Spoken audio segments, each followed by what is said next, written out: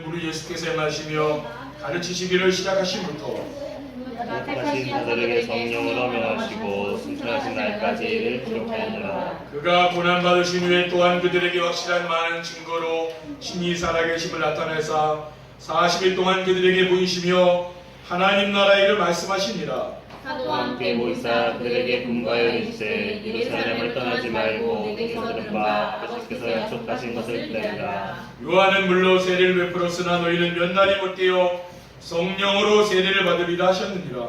그들이 모였을 때 예수께 여쭈었는데 주께서 이스라엘 나라를 회복하심이 때입니까 하니 이르시되 때와 시기는 아버지께서 자기의 권한에 주셨으니 너희가 알 바 아니요 오직 성령이 너희에게 가시면 너희가 권능을 받고 예루살렘과 온 유대와 사마리아와 땅 끝까지 이르러 내 증인이라 하시니라.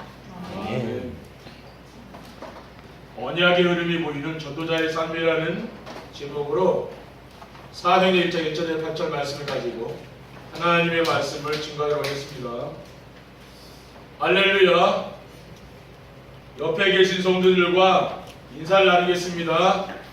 전도자의 삶으로 현장을 살립시다. 전도자의 삶으로 현장을 살립시다. 전도자의 삶으로 현장을 살리는 교회를 만듭시다. 전도자의 삶으로 현장을 살리는 교회를 만듭시다. 우리 교회는 사람은 많지 않은데 예배 분위기는 아주 좋아요. 그러네.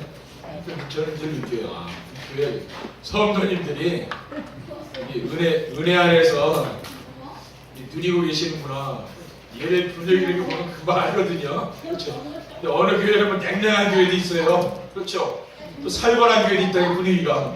근데 우리 교회는 분위기가 참 좋다고 생각이 됩니다.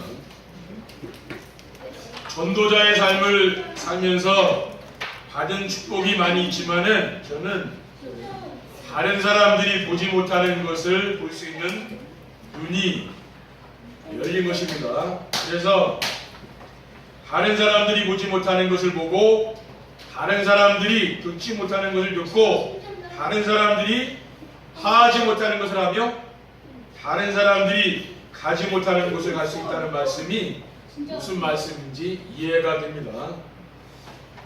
저는 전도자의 삶을 살면서 말씀, 곧 언약의 흐름이 보이고 시대의 흐름도 보이며 사람들의 영적인 상태도 볼 수 있게 되었습니다. 그리고 하나님이 숨겨둔 제재도 보이고 저희 미래도 보입니다. 그래서 답답한 일이 별로 없습니다.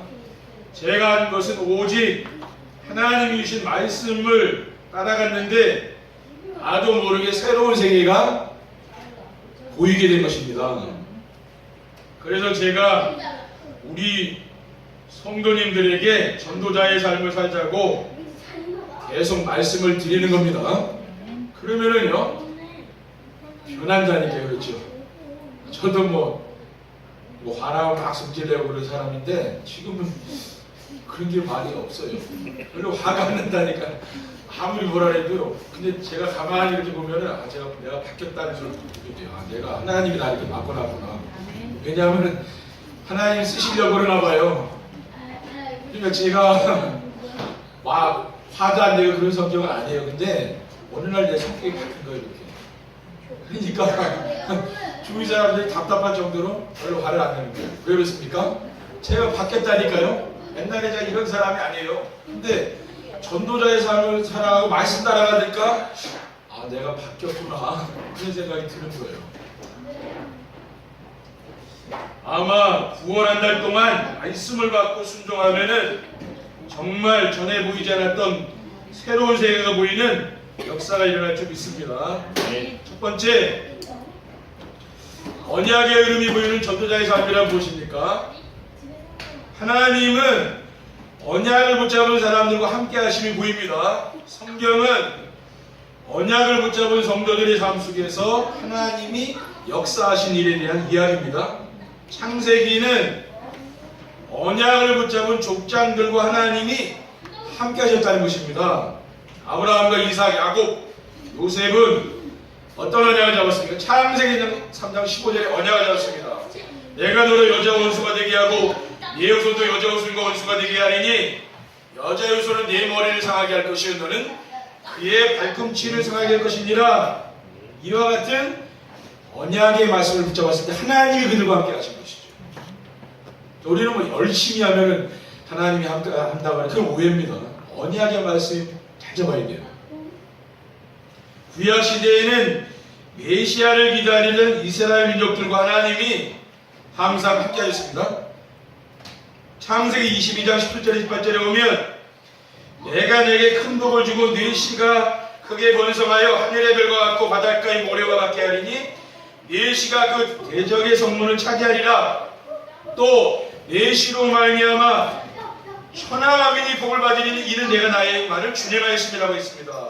여기서 네 씨로 말미암아 네 씨가 나오잖아요. 이 네 씨는 바로 토레노트라는 말로 히브리요 메시아 그리스도를 말하는 겁니다. 신약 시대에는 어떤 사람과 함께 했습니까? 하나님이 그리스도를 알고 세계복음화에 방향 맞춘 성도들과 하나님 함께 했다는 거죠. 마태복음 18장 18절에 2절에 보면은 하늘과 땅의 모든 것을 내게 주셨으니 그러므로 너희는 가서 모든 민족을 제자로 삼아 아버지와 내가 성령의 이름으로 세례를 베풀고 내가 너희에게 문만 모든 것을 가르쳐 지키게 하라. 볼지어다 내가 세상 끝날까지 너희와 항상 함께 있으리라 그랬습니다. 모든 민족을 제자 삼아라. 그러면 내가 세상 끝날까지 너희와 항상 함께 하겠다. 그리고 언약의 의뢰에 오히려 전도자의 삶이란 무엇입니까? 언약을 놓치면은 재앙과 저주가 임하는 것이 보입니다. 하나님이 주신 언약을 놓치니 아브라함의 후손이 어떻게 됐습니까? 애굽에서 바로의 노예가 되어버렸어요. 하나님 잘 섬기는 민족을 노예가 됐습니다. 출애굽기 2장 23절에 25절에 보면 여러 해 후에 애굽 왕은 죽었고 이스라엘 자손은 고된 노동으로 말미암아 탄식하며 부르짖으니 그 고된 노동으로 말미암아 부르짖는 소리가 하나님께 상달된지라고 했습니다. 하나님이 그들의 고통 소리를 들으시고 하나님이 아브라함과 이삭과 야곱에게 세운 그의 언약을 기억하사 하나님이 이스라엘 자손을 돌보셨고 하나님이 그들을 기억하셨더라라고 했어요. 하나님 뭡니까? 정말 노예가 돼서 지금 고통당하고 있는 이스라엘 백성에게 무엇을 기억했다고 했습니까? 언약을 기억했다고 해서 하나님 언약이 하나님이죠. 하나님 우리에게 예배 시간마다 언약을 주지 않습니까? 그거 잡아야 된다고 말이에요. 왜? 하나님은 그 언약을 기억한다 했어요. 그러니까 언약 붙잡은 사람은 복 준다고 말해요. 그리고 하나님의 언약을 놓친 이스라엘 민족들이 강도에게 포로로 끌려갔습니다. 하나님 잘 믿는데 아수르 바벨론 이런 나라에 포로로 끌려갔잖아요. 예레미야가 4장 4절에 보면 이런 말씀이 있습니다. 젖먹이가 목말라서 혀가 입천장에 붙으며 어린아이들이 떡을 구하나 띄워줄 사람이 없도다. 젖먹이가 목말라서 혀가 입천장에 붙었다 그랬어요. 왜? 엄마 젖을 못 먹으니까. 그렇죠. 아이는 엄마 젖을 먹고 자라야 되잖아요. 근데 그 젖을 못 먹으니까 지금 입천장에 혀가 붙었다고 했습니다. 그러니까 뭐 전쟁이 나서 먹을 게 없다 그 말. 왜? 언약을 놓치면 이렇게 비참한 겁니다. 그리고 하나님의 언약을 놓치니 이스라엘이 로마의 속국이 됐습니다. 마태복음 16장 13절에 보면 예수님께서 가이사라 빌립보 지방에 이르러 제자들에게 물으셨습니다. 사람들이 인자를 누구라느냐? 이 중요한 베드로의 고백이 나온 거죠. 주는 그리스도시여 살아계신 하나님이라는 뜻입니다. 이거 고백이 어디서 나왔습니까? 그것이 가이사라 빌립보인데 이 가이사라 빌립보 지방이 어떤 지방입니까? 우리나라도 일제가 우리나라를 집어삼킬 때 이완용이라는 사람이 우리나라를 팔았다 해서 매국노라잖아요. 근데 이 당시에도요 이스라엘 왕이 빌립인데 빌립 왕이 로마의 왕제인 가이사에게 같이 그 지역에서 여기 지금 이 지역에서 결탁해가지고 나라를 팔아먹은 걸 말하자면 그러니까 하필이면 가이사라 빌립보 지방에 가서 예수님께서 제자들에게 왜 이 질문을 했겠습니까? 그것은 뭐예요? 이곳에서 왜 이렇게 이 나라가 이렇게 됐는지 아느냐? 그거 얘기하는 거 아닙니까? 그렇죠? 그게 뭐예요? 언약을 놓쳤기 때문에 이렇다 이거 말 아닙니까? 그러니까 이러한 역사를 통해서 하나님이 우리에게 무엇을 전달하려고 하시겠습니까? 언약을 놓치면 죽도록 고생한다는 말이죠. 여러분이 언약 한번 놓쳐봐야 죽도록 고생하는 거예요. 그렇죠? 반 죽어가는 게 교회에 또 다시 나옵니다. 왜? 언약 놓치면 그렇다는 말이에요. 그리고 언약을 붙잡으면 뭐예요? 하나님의 축복을 받으니까 언약을 절대 놓치지 말라 그 말이죠. 이것이 바로 언약의 흐름입니다. 그리고 언약의 흐름이 보이는 전도자의 삶이란 무엇입니까? 지금 이 시대가 복음이 희미해진 것이 보이는 것이죠. 지금 우리가 살고 있는 시대는 어떤 시대입니까? 복음이 없어진 시대라고 말이에요. 오늘날 기독교가 세상에 영향을 주지 못하고 있습니다. 왜냐하면 교회들이 복음이 희미해져 있기 때문에 그런 것이죠. 마태복음 5장 10절에 보면 너희는 세상의 소금이니 소금이 만일 그 맛을 잃으면 무엇으로 짜게 하리요? 후에는 아무 쓸데없어 다만 밖에 버려져 사람들에게 밟힐 뿐이니라. 세상 사람들에게 지금은요 기독교인들이 밟히는 상황이 되어버린 거죠. 왜냐? 언약을 잃어버렸기 때문에 그런 겁니다. 그리고 유대인과 프리메이슨, 뉴에이지 단체들이 일어나서 기독교는 이제 세상을 변화시킬 수 없는 쓸모없는 종교이기 때문에 대체 종교가 필요하다고 주장하고 있습니다. 그리고 세상이 발전하지만 세상은 해결할 수 없는 영적 문제들이 계속 일어나는 것입니다. 세상이 지금요 굉장히 문제가 많습니다. 그렇죠? 성경에는 그 답을 주고 있어요. 디모데후서 3장 1절에서 5절에 보면 너는 이것을 알라. 말세에 고통하는 때가 이르렀다. 말세에는 정말 행복한 때가 온다고 성경에는 기록 안 되어 있습니다. 뭐라고 했습니까? 고통하는 때가 이른다고 말합니다. 여러분이 복음 없이 하나님 없이 살았을 때 인생이 얼마나 고통스럽고 막 죽고 싶고 그랬습니까? 그게 사단에게 잡혔기 때문에 그런 겁니다. 노예로 포로로 막 속국 가가지고 내가 나도 모르게 끌려다니는 인생을 살게 된 거죠. 그렇죠? 근데 이제 다시 복음을 회복해서 이제 하나님의 축복 속에 이제 와 있는 거 아닙니까?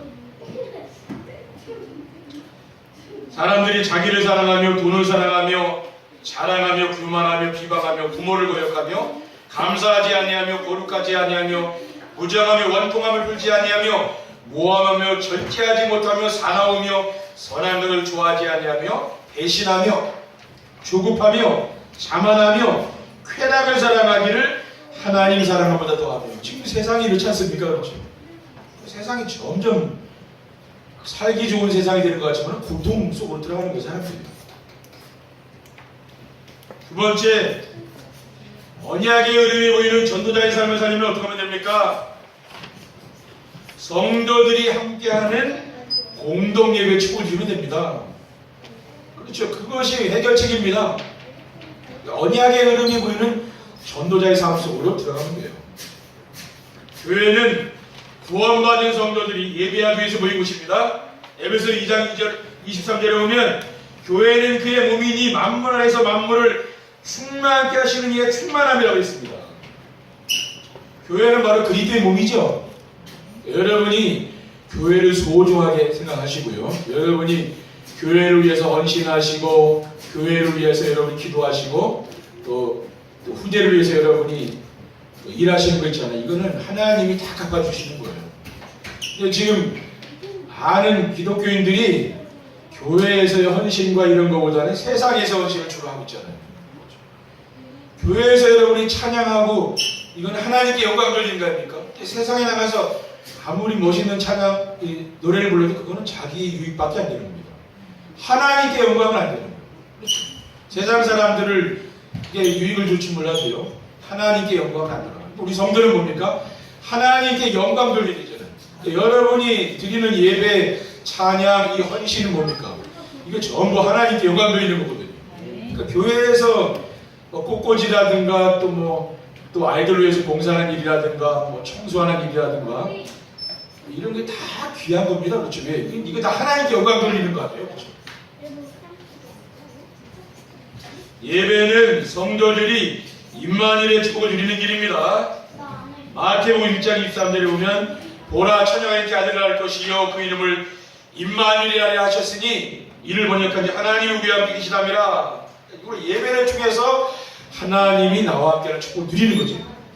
오늘 저는 정시예배를 드려보니까 그 말씀을 통해서 하나님이 나와 함께 느껴지더라고요. 그러면 진짜 그 행복한 거 아닙니까? 여러분이요 인생을 사시는데 행복한 길로 가면 되잖아요. 제가 이렇게 가끔 스마트폰을 이렇게 보면은 유튜브를 많은 사람들이 만들어 놨잖아요. 그러면 교회 우리가 예배 같은 거는 많이 안 들어요. 사람들이 그렇죠. 우리 이렇게 안수입사 제작에도 많이 듣습니까?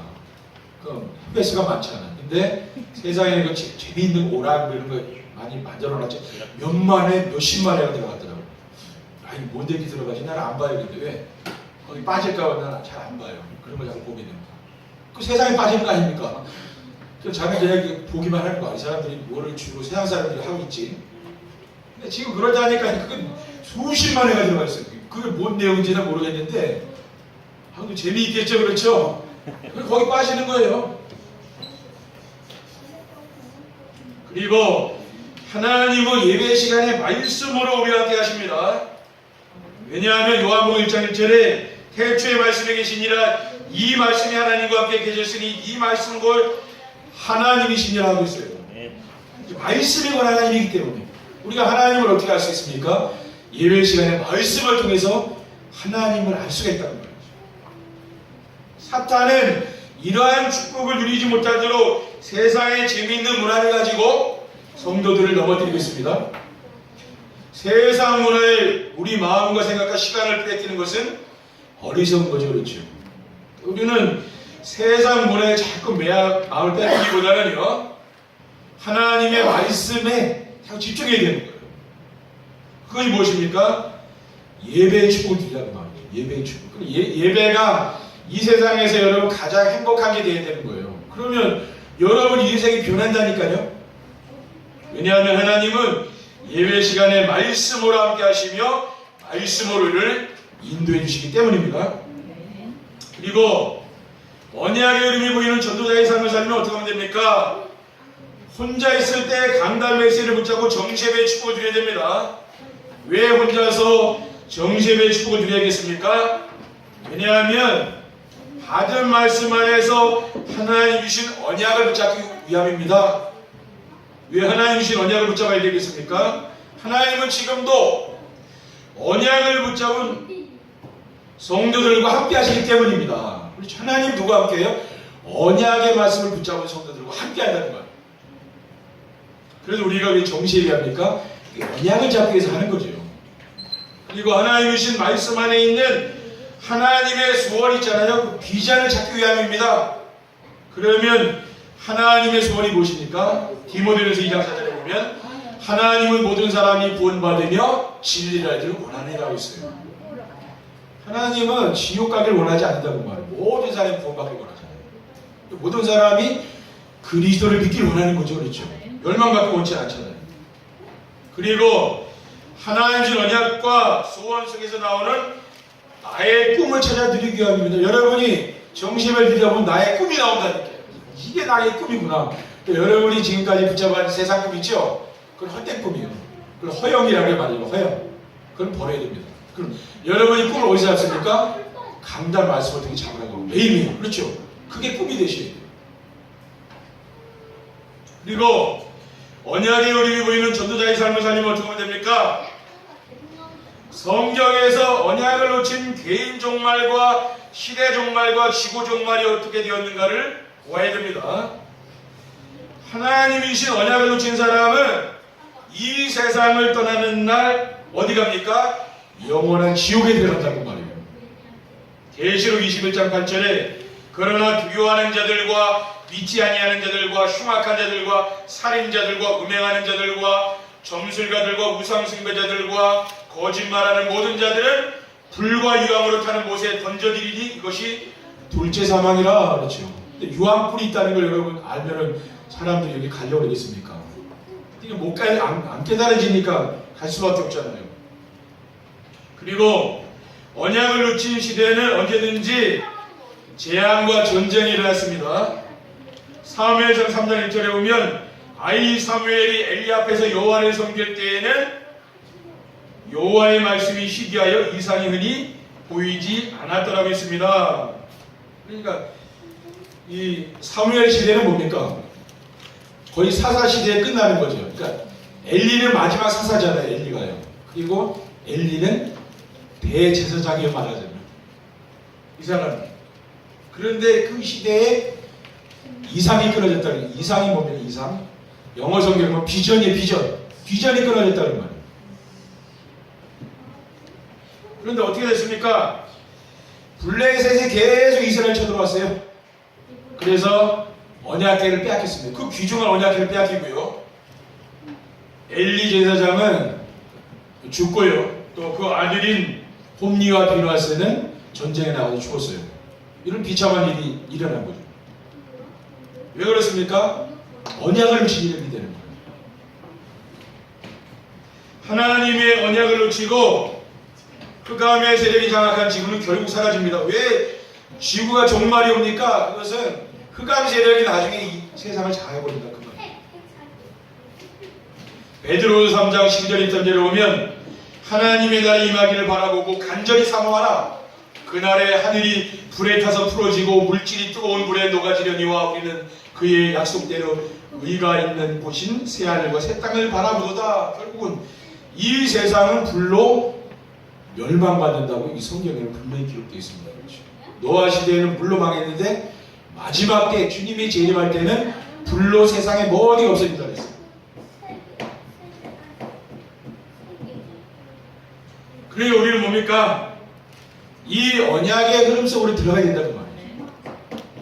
앞으로 시대는 진짜 영적 문제 심각한 시대 온다니까요. 지금도 심각한 영적 문제가 많이 있지 않습니까? 앞으로 이런 정신 문제들, 정말 마약 환자들, 이런 영적 문제 심각한 시대가 앞으로 계속 온다니까요. 세 번째, 언약의 흐름이 보이는 전도자의 삶을 살게 되면 어떻게 됩니까? 언약의 흐름이 보이는 전도자의 삶을 살게 되면은요, 현장과 시대를 살릴 수 있는 영적 서밋이 됩니다. 여러분 영적 정상에 올라가는 거예요. 우리 성도님들이 성경에 나오는 7명의 렘넌트들처럼 영적 서밋이 되면 어떻게 됩니까? 죽음을 두려워하지 않는 사람들이 됩니다. 죽음을 두려워하지 않아요. 그게 바로 절대제자입니다. 이 사람들은 죽음이 와도요, 두려워하지 않는 거죠. 대부분 사람들은 죽음을 무서워하잖아요. 영적 서밋이 되면 죽음이 두렵지 않은 거죠. 왜 그렇습니까? 하나님이 나와 함께하는 걸 느끼기 때문에 그런 거예요. 아무리 암호장사라도요, 죽음이 안 두렵겠습니까? 근데 하나님이 함께하는 사람은 뭡니까? 스데반은 죽음이 두려워하지 않잖아요. 돌에 맞아 죽는 자들 너무 기쁘잖아요. 그게 왜? 영원의 천국 가서 영원히 사니까. 그렇죠? 이 세상의 삶이 다가 아니라 그 말이에요. 그리고 말씀 안에서 언약의 흐름을 보고 따라가게 되면은 그 현장에 없어서는 안 되는 영적 서밋이 되는 겁니다. 그리고 언약의 흐름이 보이는 전도자의 삶을 살게 되면은 어떻게 되느냐? 흑암의 경제를 빛의 경제로 바꾸는 기능 서밋이 되는 겁니다. 정시와 24시 기도 속에서 복음을 누리고 복음을 전하는 삶을 살게 되면은 영적 서밋이 됩니다. 그리고 기능 서밋이 돼요. 그래서 경제의 축복이 따라오는 겁니다. 먼저 영적 서밋이 되는 겁니다. 우리가 주변 사람들에게 그리스도의 복음으로 답을 주는 영적 서밋이 되면 하나님은 우리가 하는 일에 복을 주실 줄 믿습니다. 그리고 언약의 흐름이 보이는 전도자의 삶을 살게 되면 어떻게 됩니까? 3단체와 종교단체를 싸우지 않게 이기는 문화 서밋이 되는 겁니다. 영적 서밋과 기능 서밋이 되면은 흑암 문화와의 영적 싸움에서 승리하게 되는 거죠. 지금 우리 세상은 뭡니까? 흑암 문화, 귀신 문화와의 싸움이잖아요. 불신자들은 귀신 섬기고 제사 지내고 굿하고 지금 우상성교 그 일을 계속하고 있거든요. 그렇죠? 근데 그 일이 중단되질 않아요. 계속 점점 심해지는 거예요. 갈수록. 이것을 우리는 복음의 문화를 바꿔야 되잖아요. 에베소 6장 10절에 보면 우리의 신음은 혈과 육을 상대하는 것이 아니요 통치자들과 권세들과 이 어둠의 세상 주관자들과 하늘에 있는 악의 영성을 상대함이라고 했습니다. 우리는 뭡니까? 육신 싸움을 할 때 영적 싸움을 하라고 말해요. 기도의 싸움을 싸우라고 말입니다. 제가 지난주에는 제가 새벽 예배를 한 번 빠진 것 같아요. 하루 피곤해서 못 나왔는데 그 전주간에는 거의 빠지고 하루 나온 것 같아요. 왜 그랬냐면 허리가 아프다는 핑계로 힘들다고 제가 아침에 못 일어나게 그래가지고 빠졌는데, 근데 제가 느끼는 게 뭐냐면은 강단에서 말씀을 선포해보면은 저는 말씀을 잘 전하고 집에 돌아가서 다시 메시지 들어보잖아요. 아 근데 뭔가 빠진 것 같은 생각이 자꾸 들더라고요. 뭘 놓쳤지? 근데 뭐 메시지가 이상하게 그게 아니고 영적인 힘이 이게 전달이 덜 되는구나 생각. 그럼 내가 기도를 쉬어서 그렇구나 이 생각이 들더라고요. 지난 주간에 제가 계속 그래서 새벽 기도 나왔습니다. 그거는 영적인 힘이 이 스피릿이요 여러분들에게 전달돼야 되잖아요. 그렇죠? 말씀이. 그래서 저는 그렇더라고요. 저는. 왜냐 저는 목회하고 말씀을 전해야 되니까 저는 평생 이 일을 해야 되는 겁니다. 그렇죠?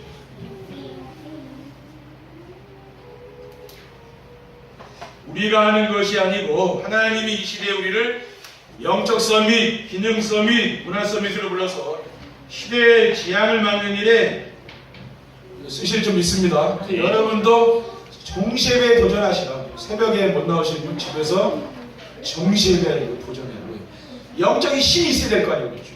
그래 여러분이 육신 싸움하지 않고 사단과 싸울 거 아닙니까? 근데 영적인 힘이 없는 사람은 참 사랑하고 싸우잖아요.